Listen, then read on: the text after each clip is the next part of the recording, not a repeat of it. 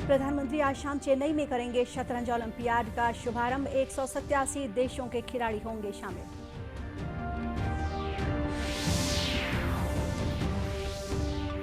राज्य सरकार के खिलाफ लाया गया अविश्वास प्रस्ताव नामंजूर। पक्ष और विपक्ष के बीच लगभग 13 घंटे तक हुई चर्चा।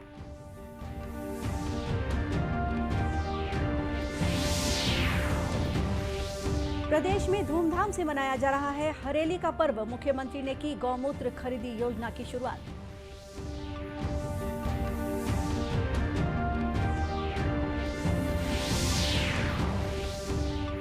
और छत्तीसगढ़ में फिर बढ़ रहे हैं कोरोना के मरीज। 24 घंटे में मिले 491 नए मरीज।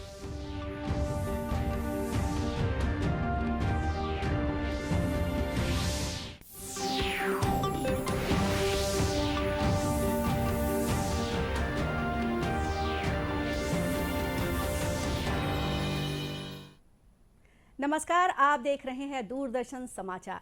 मैं हूं गोपा सान्याल और अब समाचार विस्तार से। प्रधानमंत्री नरेंद्र मोदी आज शाम चेन्नई में शतरंज ओलंपियाड का शुभारंभ करेंगे। केंद्रीय युवा कार्य और खेल मंत्री अनुराग सिंह ठाकुर भी इस कार्यक्रम में शामिल होंगे। भारत पहली बार इस ओलंपियाड की मेजबानी कर रहा है। 9 अगस्त तक चलने वाले इस प्रतियोगिता में 187 देशों के खिलाड़ी भाग ले रहे हैं। प्रधानमंत्री ने पिछले महीने 19 जून को नई दिल्ली के इंदिरा गांधी नेशनल स्टेडियम में पहली शतरंज ओलंपियाड मशाल रिले का शुभारंभ किया था। प्रधानमंत्री ने इस ओलंपियाड में भाग ले रहे सभी भारतीय खिलाड़ियों को बेहतर प्रदर्शन के लिए बधाई और शुभकामनाएं दी हैं। उन्होंने कहा है कि आपकी जीत खेल भावना की जीत होगी। चेस ओलंपियाड में भाग ले रहे सभी खिलाड़ियों को उनके शानदार प्रदर्शन के लिए अनेक अनेक शुभकामनाएं भी देता हूं। आप में से जो भी इस खेल में जीतेगा, आपकी ये जीत स्पोर्ट्समैनशिप की जीत होगी।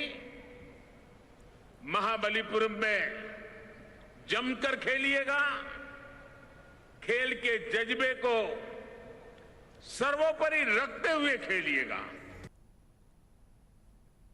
शतरंज ओलंपियाड और प्रधानमंत्री के दौरे को देखते हुए चेन्नई में सुरक्षा व्यवस्था कड़ी कर दी गई है। इस अवसर पर राजभवन और शहर के महत्वपूर्ण स्थानों को रंग बिरंगी रोशनी से सजाया गया है। तमिलनाडु सरकार ने ओलंपियाड में भाग ले रहे सभी खिलाड़ियों के लिए स्वास्थ्य बीमा की घोषणा की है। छत्तीसगढ़ में सरकार के खिलाफ विधानसभा में लाया गया अविश्वास प्रस्ताव लगभग 13 घंटे की चर्चा के बाद अंततः ध्वनि मत से नामंजूर हो गया। इसके साथ ही विधानसभा का 14वें सत्र का अवसान हो गया। अविश्वास प्रस्ताव में विपक्ष ने सरकार पर मुख्य रूप से वादा खिलाफी करने का आरोप लगाया। जवाब में मुख्यमंत्री भूपेश बघेल ने कहा कि छत्तीसगढ़ में कांग्रेस की सरकार आने के बाद लोगों के जीवन में कई बदलाव आए हैं। मुख्यमंत्री ने कहा कि 15 साल सत्ता में रहने के बाद भी जो छत्तीसगढ़ की आत्मा, जनता जनार्दन की इच्छा और पुरखों के सपने को समझ नहीं पाए और अपना वादा पूरा नहीं कर पाए, वे आज हमें वादा याद दिला रहे हैं। केवल अपने धर्म का निर्वहन कर रहे हैं, जो अधिकार उनको मिला हुआ है, और उसी के तहत अविश्वास प्रस्ताव लाया गया। कोई मुद्दे उनके पास थे नहीं, कोई तथ्य उनके पास थे नहीं, और केवल जो विधानसभा में पहले प्रश्न के माध्यम से, ध्यानाकर्षण के माध्यम से या स्थगन के माध्यम से जो कुछ मुद्दे आए थे, उन्हीं सब मुद्दों को वो कहते रहे। कोई नया तथ्य सामने नहीं आया। इससे पहले नेता प्रतिपक्ष धर्मलाल कौशिक ने कहा कि राज्य सरकार ने हमारा ही नहीं बल्कि जनता का भी विश्वास खो दिया है। घोषणा पत्र को देखकर ही जनता वोट देती है। उन्होंने कहा कि यह दुर्भाग्यजनक है कि जिन्होंने घोषणा पत्र बनाया वे आज इस सदन में नहीं है। जो क्रियान्वयन समिति बनी है उसमें भी वो नहीं है। उस आरोप का जवाब नहीं आया। हम तो समझ रहे थे कि जो आरोप लगाए हैं उसके जवाब आएंगे और मुख्यमंत्री जी जवाब देंगे करके। हाउस के अंदर में जो उनका कमिटमेंट का वो बातें हम लोगों ने रखे। बहुत सारे करप्शन के मामला का हम लोगों ने आंकड़े के साथ में उस बात को रखने का प्रयास किया।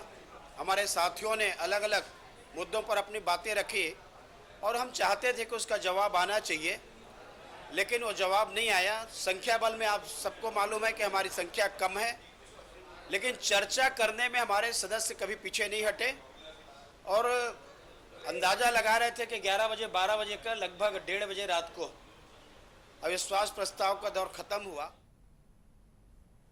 बुधवार दोपहर 12 बजे प्रश्नकाल के बाद अविश्वास प्रस्ताव पर चर्चा शुरू हुई थी, जो कि रात लगभग 1:25 पर समाप्त हुई। इस चर्चा में पक्ष और विपक्ष लगभग सभी विधायकों ने भाग लिया। छत्तीसगढ़ में आज हरेली का पर्व बड़े धूमधाम से मनाया जा रहा है। इस दिन नागर, गैती, कुदाली, फावड़ा समेत कृषि के काम में आने वाले सभी तरह के औजारों की साफ सफाई और पूजा की जाती है।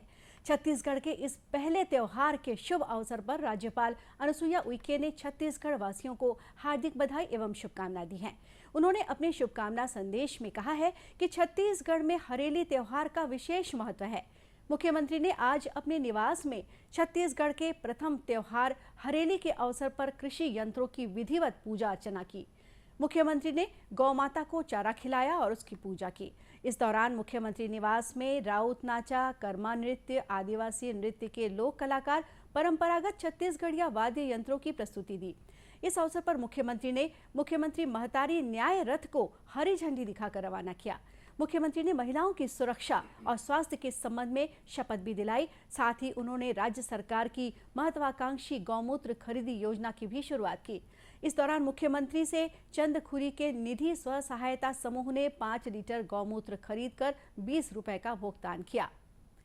यह त्योहार महासमुंद जिले में भी धूमधाम से मनाया जा रहा है। जिले के लाफिन खुर्द गांव में भी हरेली के लिए विशेष तैयारियां की गई हैं।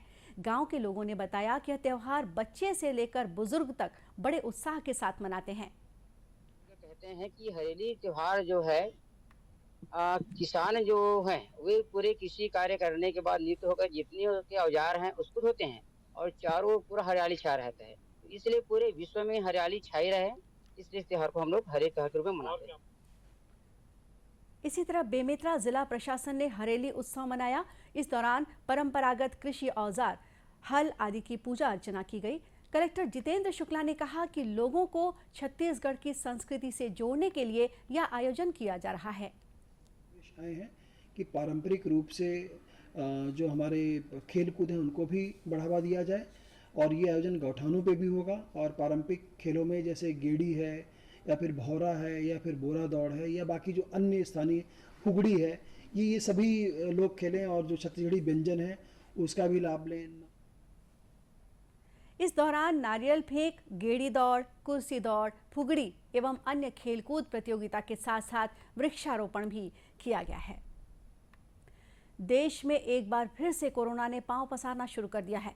पिछले 24 घंटों के दौरान कोरोना के कुल 20,557 नए मरीजों की पहचान की गई। स्वास्थ्य मंत्रालय के मुताबिक वर्तमान में 1,46,000 से अधिक मरीजों का इलाज चल रहा है। वहीं कोरोना से बचाव के लिए राष्ट्रव्यापी कोविड टीकाकरण अभियान के अंतर्गत 203 करोड़ 21 लाख कोविड रोधी टीके लगाए गए। वहीं कोरोना के नए वेरिएंट मंकी पॉक्स से निपटने के लिए वैक्सीन और जांच किट विकसित करने के लिए फार्मा कंपनियों से प्रस्ताव मंगाए गए हैं। देश में अब तक 4 लोगों में मंकी पॉक्स संक्रमण की पुष्टि हुई है। एक संक्रमित व्यक्ति दिल्ली का है, जबकि 3 केरल से हैं। नीति आयोग के सदस्य वीके पॉल ने कहा है कि भारत इस बीमारी से निपटने के लिए पूरी तरह तैयार है और घबराने की जरूरत नहीं है। विश्व स्वास्थ्य संगठन ने पिछले हफ्ते मंकी पॉक्स को वैश्विक स्वास्थ्य आपात स्थिति घोषित किया था। इधर छत्तीसगढ़ में पिछले 24 घंटों में 11,312 लोगों का कोविड परीक्षण किया गया, जिसमें से 491 मरीजों की पहचान की गई। इस तरह प्रदेश में कुल सक्रिय मरीजों की संख्या 3,809 हो गई है। कोरोना की बढ़ती रफ्तार के बीच टीकाकरण भी तेजी से चल रहा है। रायपुर स्थित राष्ट्रीय स्वास्थ्य मिशन द्वारा कुसुमताई दाब के विधि महाविद्यालय में कोरोना संक्रमण की रोकथाम एवं बचाव हेतु कोरोना टीकाकरण बूस्टर कार्यक्रम का आयोजन किया गया। स्वास्थ्य विभाग की टीम ने 150 से भी अधिक लोगों को बूस्टर डोज लगाया। भाई बहन के प्रेम का पर्व रक्षाबंधन के लिए डाक विभाग ने खास तैयारी शुरू कर दी है। डाक विभाग ने राखी भेजने के लिए प्लास्टिक कोटेड आकर्षक अमृत बंधन नाम से राखी लिफाफे बिक्री शुरू की है। कोरबा मुख्य डाकघर के पोस्टमास्टर विजय दुबे ने बताया कि सामान्य कागजों के बने लिफाफे बारिश के दिनों में पानी में भीगने से फटने का डर होता है। इसके साथ ही मोती से बनी राखियां रखने पर वह अक्सर फट जाया करती है।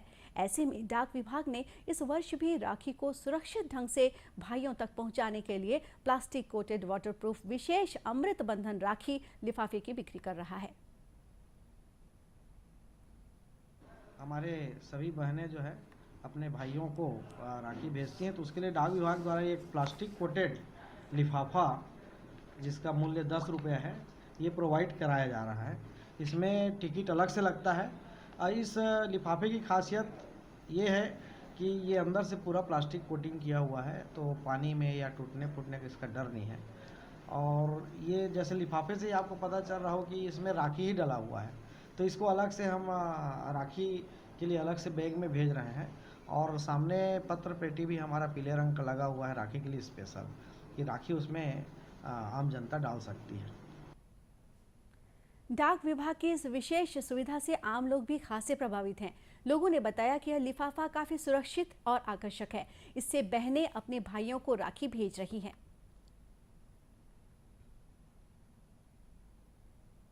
अभी रक्षाबंधन आ रहा है, जैसा कि हम सब जानते हैं, तो डाकघर में काफ़ी अच्छी व्यवस्था की गई है।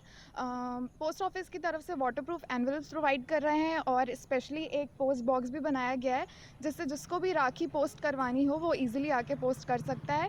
डाकघर के लिए भारत सरकार द्वारा अभी राखी पर विशेष सुविधा दी जाती है, और जो सिंपल पोस्ट है उसमें भी आप राखी पोस्ट करोगे तो वो समय पे पहुंचाते हैं वो लोग। और अभी इस बार राखी के लिए स्पेशल जो एक लिफाफा आया है वो वाटरप्रूफ लिफाफा है, उससे आपकी राखी पूरी सुरक्षित पहुंचेगी। मैं तो आपके माध्यम से आम जनता से अपील करूंगा कि राखी को भेजना है तो कोरियर वगैरह छोड़ के इस आम पोस्ट में ही भेजिए। बहुत अच्छी सुविधा उपलब्ध कराई है भारत सरकार ने। गौरतलब है कि डाक विभाग में दूसरे डाक से पहले राखी लिफाफों को पोस्ट करने के 3 दिन के भीतर संबंधित स्थान तक पहुंचाने की व्यवस्था बनाई गई है। इसके साथ ही राखी भेजने के लिए डाकघर के बाहर अलग से पीले रंग का पोस्ट बॉक्स लगाया गया है, ताकि बहनों की राखियां उनके भाइयों तक समय पर पहुंच सके। दर्शकों, आज़ादी के लिए भारत का शानदार संघर्ष आधुनिक विश्व के महानतम संघर्षों में से एक है। दूरदर्शन समाचार इतिहास की धारा बदलने वालों की झलक रोजाना आपके लिए लेकर आ रहा है। आज हम स्वतंत्रता सेनानी रामेश्वर ठाकुर और नन्हे खां को याद कर रहे हैं। सेनानी रामेश्वर ठाकुर को भी याद कर रहे हैं। उनका जन्म 28 जुलाई 1927 को झारखंड के गोड्डा जिले के ठाकुर गंगटी गांव में हुआ था। वो 1942 में भारत छोड़ो आंदोलन में सक्रिय रूप से शामिल थे। ठाकुर झारखंड के संथाल परगना की राजमहल पहाड़ियों में लगभग 6 महीने तक भूमिगत रहे, लेकिन उन्हें ब्रिटिश विरोधी गतिविधियों के लिए गिरफ्तार कर लिया गया और कोलकाता सेंट्रल जेल भेज दिया गया। स्वतंत्रता के पश्चात रामेश्वर ठाकुर राजनीति में आए और उन्होंने झारखंड में संथाल परगना में सामाजिक सुधारों और ग्रामीण पुनर्निर्माण गतिविधियों में सक्रिय रूप से भाग लिया। रामेश्वर ठाकुर ने 1965 में हरिदेवी मेमोरियल फंड की स्थापना में मदद की। 1976 में उन्होंने गोड्डा में हरिदेवी ग्रामीण रेफरल अस्पताल और 2002 में अपने पैतृक गांव ठाकुर गंगटी में कैंसर, कुष्ठ रोग और टीबी के लिए अस्पताल स्थापित करने में मदद की। रामेश्वर ठाकुर ने 1998 से 2001 तक और फिर नवंबर 2004 के बाद भारत स्काउट्स एंड गाइड्स के अध्यक्ष के रूप में कार्य किया। उन्होंने 2007 में कर्नाटक के 15वें राज्यपाल के रूप में शपथ ली। 24 जून 2009 को शेष कार्यकाल के लिए उन्हें मध्य प्रदेश स्थानांतरित कर दिया गया। रामेश्वर ठाकुर 15 जनवरी 2015 को मृत्यु तक लोगों की भलाई के लिए काम करते रहे। आज हम मध्य प्रदेश के नन्हे खां को भी याद कर रहे हैं। उन्होंने 1857 के स्वतंत्रता के पहले संग्राम के दौरान अपने इलाके के विद्रोहियों के साथ कई अवसरों पर ब्रिटिश सेना से लड़ाई लड़ी। नन्हे खां को अंग्रेजों ने एक मुठभेड़ के दौरान पकड़ लिया और 28 जुलाई 1857 को उन्हें फांसी दे दी गई। वीर शहीद को हमारा शत शत नमन।